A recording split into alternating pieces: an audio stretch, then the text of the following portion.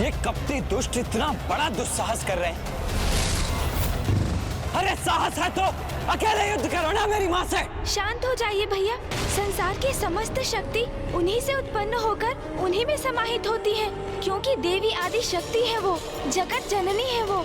ये दोनों तो क्या, समस्त असुर सेना भी उन पर आक्रमण कर दे तब भी उन्हें कोई क्षति नहीं पहुंचेगी। पुत्र कार्तिकेय का आवेशित होना तो उचित है।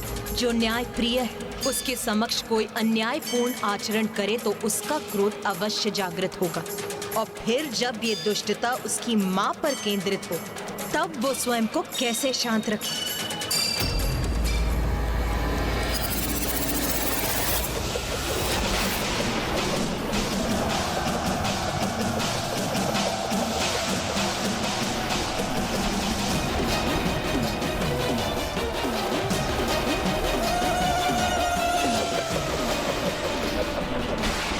तुम्हारे प्रत्येक प्रहार का उत्तर है मेरे पास।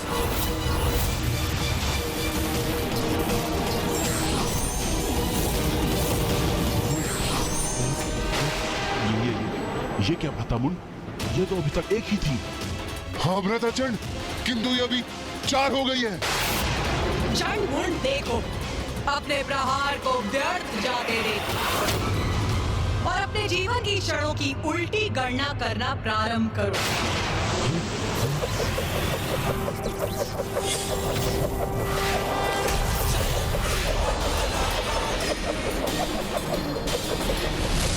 हमारे मायावी चक्र रोक दिए, जो मृत्यु प्रदान किए बिना नष्ट ही नहीं हो सकते। उन्हें हमारी ही सेना पर लक्षित कर दिया इस देवी ने।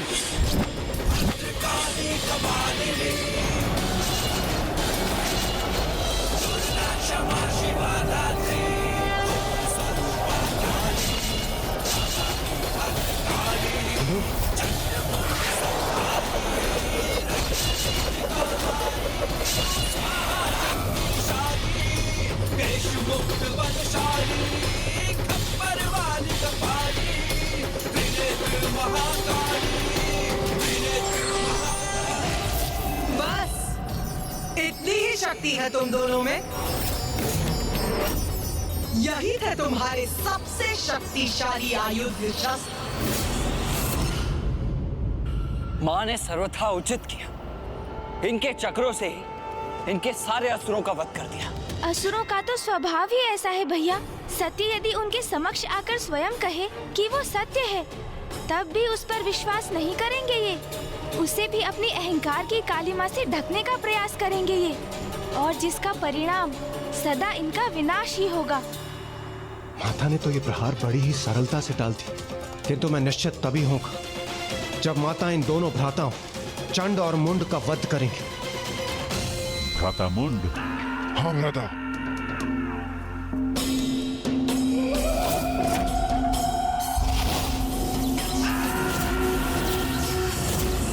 मूर्खों, ये बालकों की क्रीड़ा करोगे मेरे साथ? बालकों की क्रीड़ा तो अब तक हो रही थी देवी। अब तुम चंडमुंड की प्रचंड विद्युत शक्ति का सामना करोगी।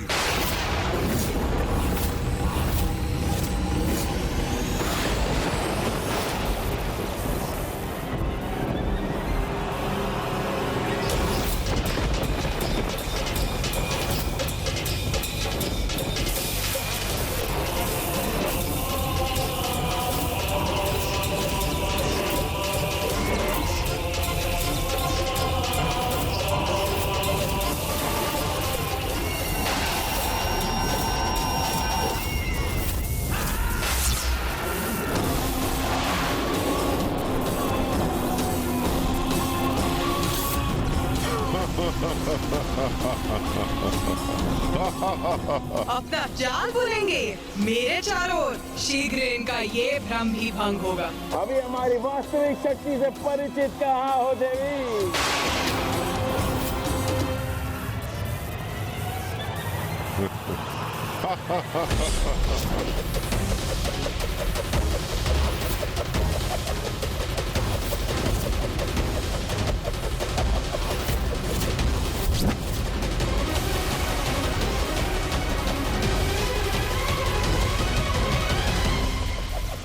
चंडमुंड, को नष्ट होते देखो।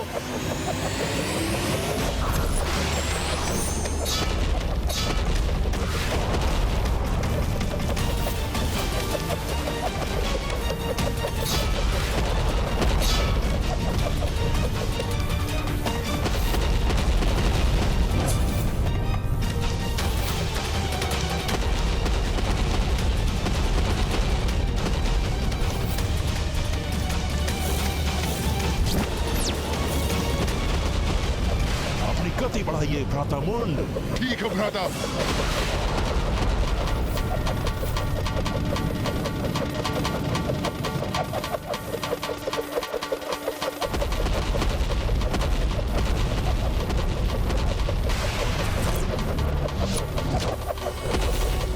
अपनी गति और बढ़ाओ भ्राता मुंड, थका दो इस देवी को।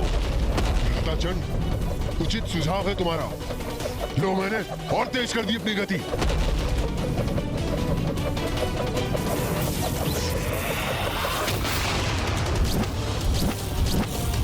अब तो माँ काली को देखने में भी असमर्थ हूँ। चंड और मुंड बहुत तीव्र गति से उनके चारों ओर घूमकर उन पर खड़ग प्रहार कर रहे हैं, और वो भी उतनी ही तीव्र गति से उनके वो खड़ग नष्ट कर रही हैं। वो मूर्ख चंड और मुंड अभी भी कुछ नहीं समझ पा रहे हैं। वो क्या नहीं समझ पा रहे हैं भैया?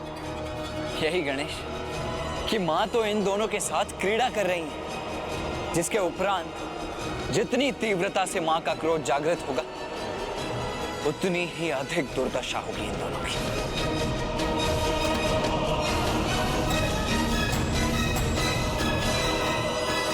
चंड मुंड, अब तुम्हारी कुछ ही सांस शेष, तुम्हारा अंत निश्चित हो। क्या हुआ देवी? हमारे प्रहार संभाल नहीं पा रही हो क्या? अरे वो संभालेगी भी कैसे भ्राता चंड? अकेली नारी इतने प्रचंड प्रहारों का सामना कैसे कर सकती है?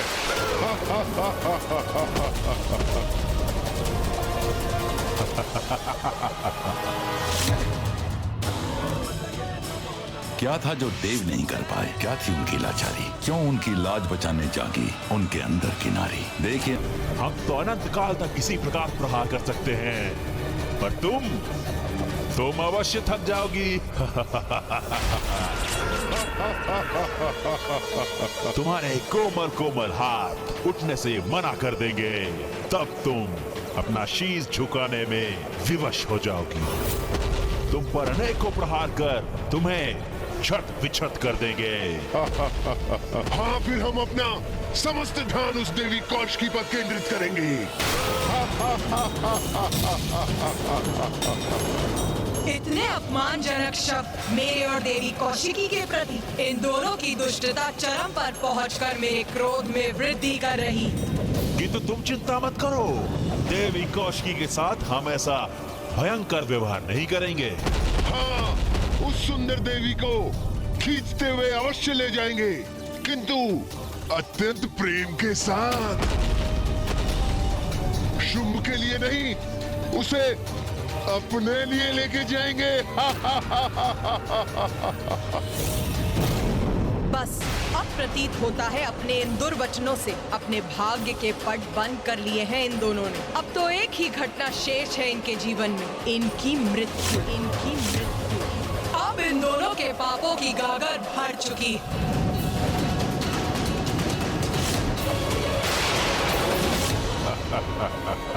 क्या हुआ देवी?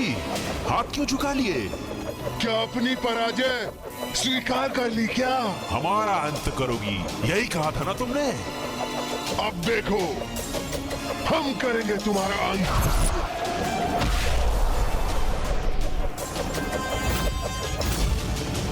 अरे ये क्या हुआ? माँ काली कहाँ चली गई?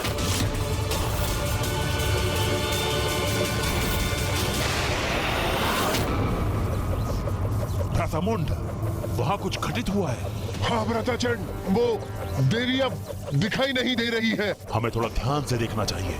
उचित है, लेकिन उसके लिए हमें अपनी गति धीमी करनी पड़ेगी।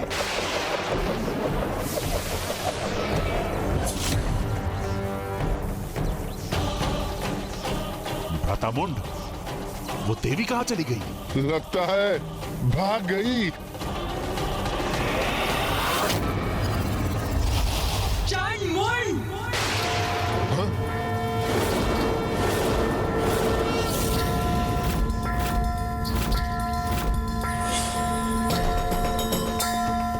भ्रातामुंड, ये तो यहाँ है। हाँ भ्राताचंड, देख रहा हूं मैं, ये हमसे भी ऊपर पहुंच गई है।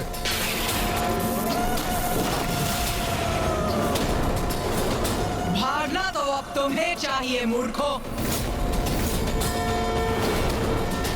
ये तो अत्यंत विकराल प्रतीत हो रही है भ्रातामुंड। हाँ भ्राताचंड, ये क्या करने जा रही है? किंतु अब तो तुम्हारे भागने का भी कोई लाभ नहीं। भ्रातामुंड, इसका स्वर तो अत्यंत भयावना है। अब हम क्या करें?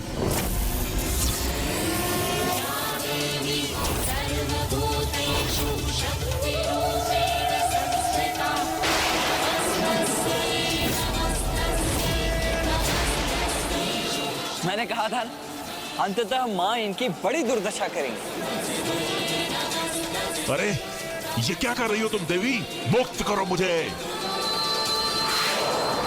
ये तो मुझे उठा क्यों रही हो?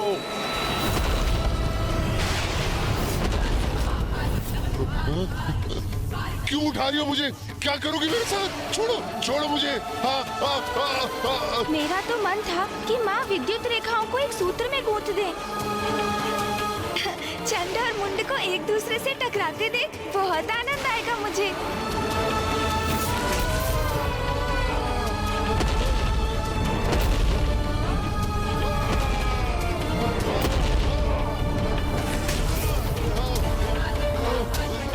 तुम्हें तीव्र गति से घूमकर वार करने में बहुत आनंद आ रहा था ना? तो लो, अब और गति देती हूँ तुम्हें। अब और तीव्रता से घूमो।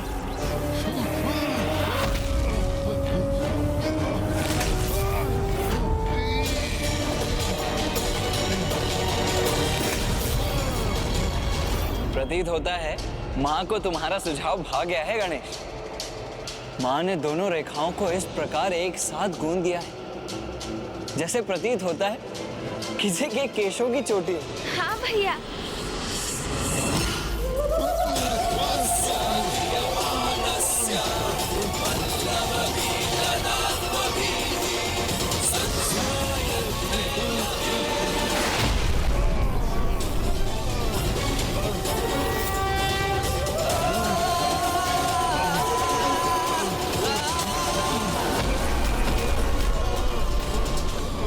ये इस प्रकार विद्युत से कैसे प्रभावित हो रहे हैं? क्योंकि माता ने इन दोनों को एक साथ जोड़ दिया है, इसलिए चंड सीधे मुख है और मुंड उल्टे मुख।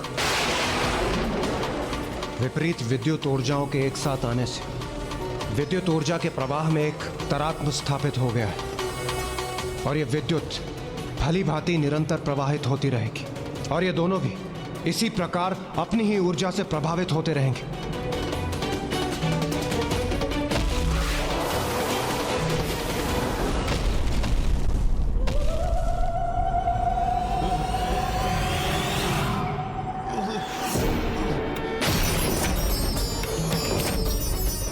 जैसे ही हम उस स्त्री के निकट पहुंचेंगे, हम उसे एक अंतिम चेतावनी देंगे। जो उसके लिए समर्पण कर हमारी बंदी बन हमारे साथ आने का अंतिम अवसर होगा। मैं तुम दोनों को अंतिम चेतावनी देती हूँ। देवी कौशिकी के समक्ष समर्पण करो, उनकी शरण में आ जाओ।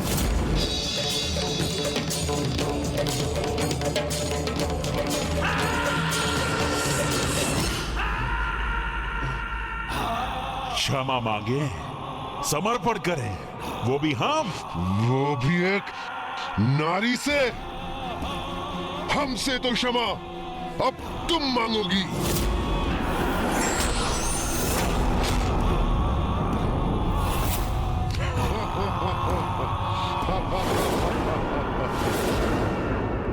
अपना अंतिम अवसर भी गवा दिया इन दोनों ने। बस उसके लिए ये अंतिम अवसर होगा। उसके बाद हम नहीं, हमारे बाण बात करेंगे। हमारे बाण बात करेंगे। बाण बात करेंगे।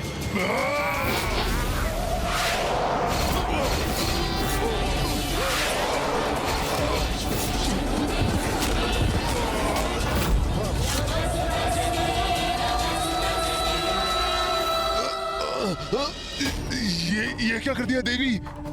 हमें अपने ही बाणों से भेद दिया।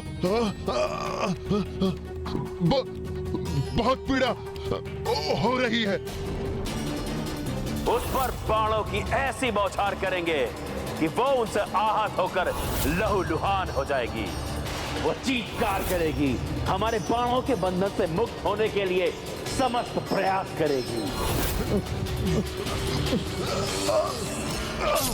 अपने कोमल कोमल हाथों से अपने बाणों को हटाने का प्रयत्न करेगी। तब मैं और चंड उसे अपने विद्युत पाश फेंककर बंदी बना लेंगे। अब अपने पाश से बंदी बनाऊंगी तुम्हें।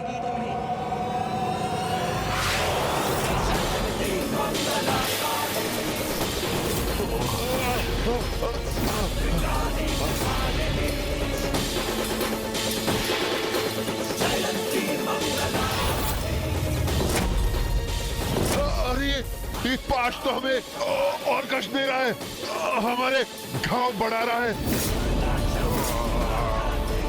छोड़ दो हमें, और कोई भूल नहीं करेंगे हम। हमें जाने दो, हमें जाने दो।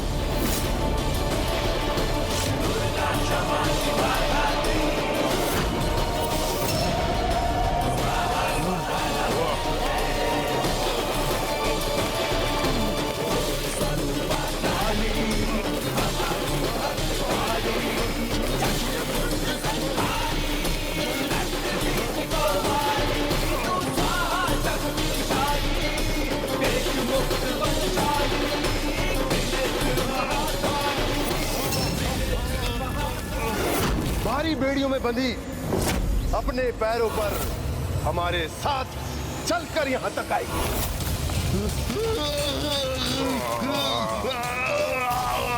मैं उसके केश थाम लूंगा। वो हमारे आगे हाथ जोड़कर असहाय अवस्था में आकर रुदन करेगी।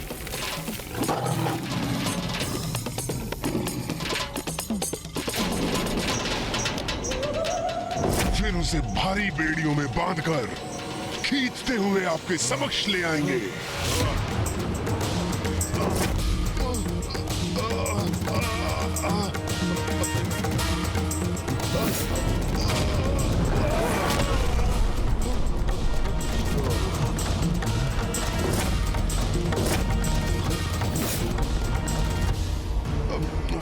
वो हमारे आगे हाथ जोड़कर असहाय अवस्था में आकर रुदन करेगी।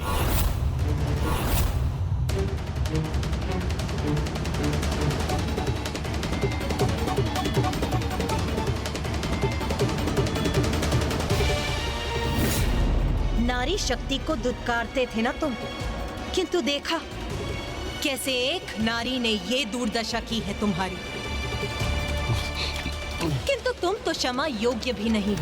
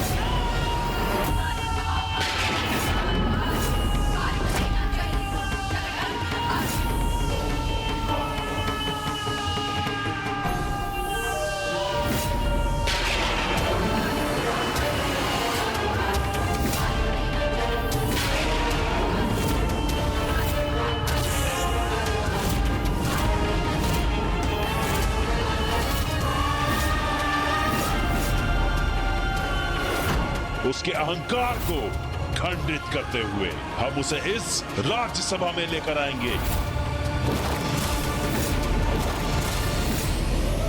और असुर महानायक शुंभ के चरणों के आगे डाल देंगे। वो फिर अपने दया की भिक्षा मांगेगी। असुर महानायक शुंभ के चरणों में गिर के दया की भिक्षा मांगेगी। असुर महानायक शुंभ के चरणों में गिर के दया की भिक्षा मांगेगी।